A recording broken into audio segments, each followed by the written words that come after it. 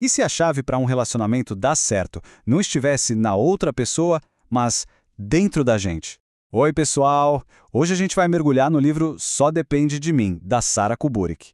A ideia aqui é entender como essa jornada de se conhecer, de se encontrar de verdade, pode mudar completamente o jeito que a gente ama e se conecta com o outro. Olha só que coisa. Às vezes a pergunta mais simples é a que a gente mais evita, né? Você está feliz? Parece fácil, mas, uau! Para a autora do livro, essa pergunta foi o começo de tudo. Foi um verdadeiro despertar. E quando a gente traz isso para um relacionamento, essa mesma pergunta pode ser uma lanterna no escuro.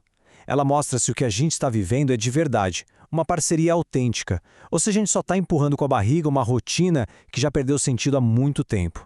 Isso aqui é o retrato clássico da vida no piloto automático, sabe? O livro conta a história de Alex, que, vamos combinar, poderia ser qualquer um de nós, vivendo nesse malabarismo, de olho no trabalho, no celular, nas mil obrigações, mas sem estar de verdade em lugar nenhum. E dentro de um casamento, bom, aí o estrago é silencioso. São aquelas conversas que a gente tem só com metade do cérebro, enquanto a outra metade está em outro lugar. E assim, sem perceber, vai se criando um abismo entre o casal. E aí, para disfarçar esse vazio, o que a gente faz?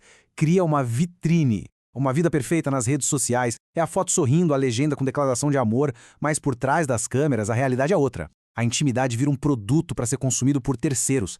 Os problemas do casamento são desabafados com as amigas, com a mãe, no grupo da terapia, com todo mundo, menos com a única pessoa que deveria participar da conversa, o parceiro. A gente busca aplauso fora de casa porque dentro a conexão já era. E o pior, muitas vezes o outro lado nem faz ideia de que o casamento dele já não pertence mais só aos dois.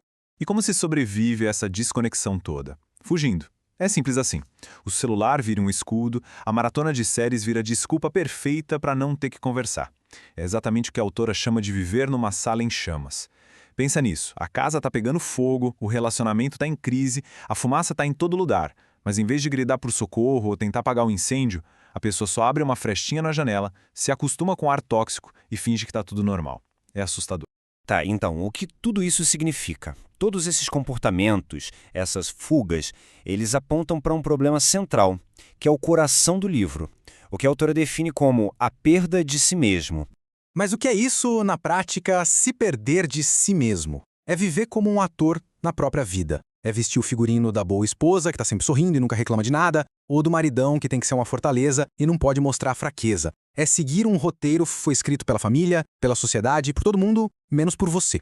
E aí, claro, a gente deixa de ser autor da nossa própria história e, por tabela, da história do nosso relacionamento.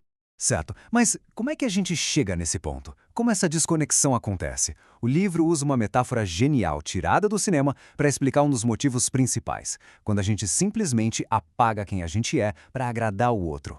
Quem já viu o filme Noiva em Fuga vai lembrar dessa cena. É icônica. A personagem da Julia Roberts, ela muda completamente a cada noivo que arruma. Gosta do que eles gostam, come o que eles comem, a ponto de não saber mais nem como ela gosta dos próprios ovos no café da manhã. É uma imagem muito forte, né? Mostra perfeitamente como a gente pode se anular, se adaptar tanto ao outro que no fim a gente esquece quem a gente era antes. E aí a pergunta volta pra gente, né? Quais são os nossos ovos metafóricos? Dentro do relacionamento, quais foram os sonhos que ficaram pelo caminho, as opiniões que a gente engoliu para não criar briga? Pensa bem, quantas vezes a gente já disse sim com a boca, mas o corpo inteiro gritava não, só para manter uma paz que nem era real? Encarar isso é o primeiríssimo passo para começar a se reencontrar. Ok, se o problema é se perder no outro, a solução parece óbvia. É preciso escolher ser você mesmo. Mas isso é muito mais do que um clichê de autoajuda. Essa ideia tem uma base filosófica bem profunda que o livro explica muito bem. É a diferença entre achar que a gente é de um jeito fixo e entender que a gente se constrói todos os dias. Olha só a diferença, que é brutal. De um lado tem o essencialismo, que diz que a gente já nasce com uma essência, tipo um manual de instruções de quem a gente é. Do outro lado, tem o existencialismo, de filósofos como Sartre, que vira o jogo. Ele diz, não, primeiro a gente existe, a gente é jogado no mundo. E só depois, com as nossas escolhas, com as nossas atitudes, é que a gente vai definindo quem a gente é. E, gente, vamos combinar. Essa ideia é muito libertadora, especialmente num relacionamento. Ela quer dizer que ninguém está condenado a repetir os mesmos erros para sempre. A cada dia, a cada pequena escolha, a gente pode se reinventar. Nós somos os arquitetos de quem somos e, claro, co-arquitetos da relação que a gente quer construir. A meta não é achar a pessoa perfeita, mas sim ser a pessoa certa e construir uma vida a dois de verdade. E essa construção não acontece num passe de mágica. Ela está nas pequenas decisões do dia a dia. É escolher ter aquela conversa desconfortável em vez de guardar mais um ressentimento. É escolher apoiar o sonho da outra pessoa. E principalmente é entender uma coisa. Quando se usa palavras que ferem, que destroem a outra pessoa, um me desculpa não conserta nada. A verdadeira escolha é a de reparar o dano que foi feito e não só virar a página e deixar o outro ali sofrendo sozinho com as consequências. Beleza, então, vamos para a parte prática. Uma das ferramentas mais poderosas para essa reconstrução são os limites. Pensa bem, se a gente não sabe onde a gente termina e onde o outro começa, como é que a gente vai ser autêntico? Impossível, né? O livro nos dá o exemplo da Sen. Imagina só, por 39 anos, ela foi ensinada a ser a boa menina, a boa esposa.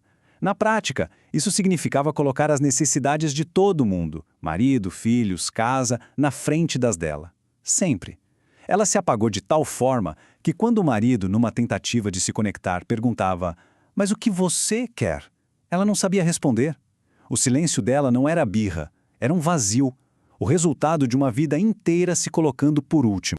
A grande virada da Sam acontece com uma frase simples, como essa do trabalho. Mas, trazendo para o relacionamento, poderia ser algo do tipo, em vez de ir para aquele jantar de família que ela odeia, ela finalmente dizer para o parceiro: "Olha, eu sei que é importante para você, mas hoje eu tô no meu limite, preciso ficar em casa." Esse não, pela primeira vez, não é um ataque, é um ato de autoafirmação. E sabe o que acontece? O mundo não desaba. Pelo contrário, ali, naquele momento, um novo jeito de se relacionar, baseado em honestidade, começa a nascer. Então vamos deixar bem claro o que são limites dentro de uma relação. Não é um ultimato, não é um muro para afastar as pessoas.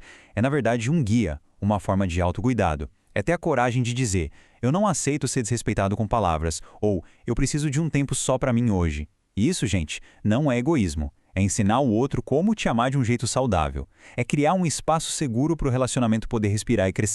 Essa metáfora do mapa e do muro é perfeita. Um muro serve para quê? Para separar, para dizer: não chegue perto. Já um mapa não. O mapa mostra o caminho. Ele diz: olha, é por aqui que se chega até mim com segurança, com respeito. Limites que são comunicados com clareza não destroem relações. Pelo contrário, eles fortalecem porque são construídos em cima de honestidade. E quando a gente começa a se reconstruir com pequenas escolhas, estabelecendo limites, no fundo, a gente está se preparando para assumir o papel mais importante de todos, o de protagonista da nossa própria vida. Essa frase do filme O Amor Não Tira Férias é um soco no estômago, né? É exatamente sobre isso. A vida é sua, o papel principal é seu, mas por algum motivo a pessoa age como se fosse a coadjuvante na história do outro. Vive em função dos horários do parceiro, dos problemas do parceiro, dos sonhos do parceiro. E os seus ficam onde? Assumir o protagonismo não é ser egoísta e chutar o outro para fora da história. É se colocar do lado dele de igual para igual. E é importante entender uma coisa. Ser protagonista não é sobre ego, é sobre clareza. Quando alguém sabe quem é, o parceiro também sabe com quem ele está.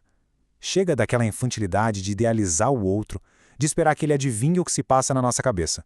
Isso é covardia com o parceiro. Um relacionamento de verdade é feito por dois protagonistas, que conversam, que se olham. E quando um deles se abre, mostra uma vulnerabilidade, e a resposta que recebe é o silêncio, ali a história para de ser escrita. É preciso ter dois autores dispostos a segurar a caneta. E é com essa pergunta que a gente termina. Quem está de fato no papel principal da sua vida? Porque se não for você, pode ser a opinião das amigas, o medo de ficar só, as expectativas da família, um roteiro que você nunca escolheu. Tomar as rédeas e assumir esse papel é o único jeito de construir não só uma vida que faça sentido, mas um amor que seja parceiro de verdade, um amor que vale a pena. A responsabilidade é toda a sua, mas a liberdade que vem com ela também é.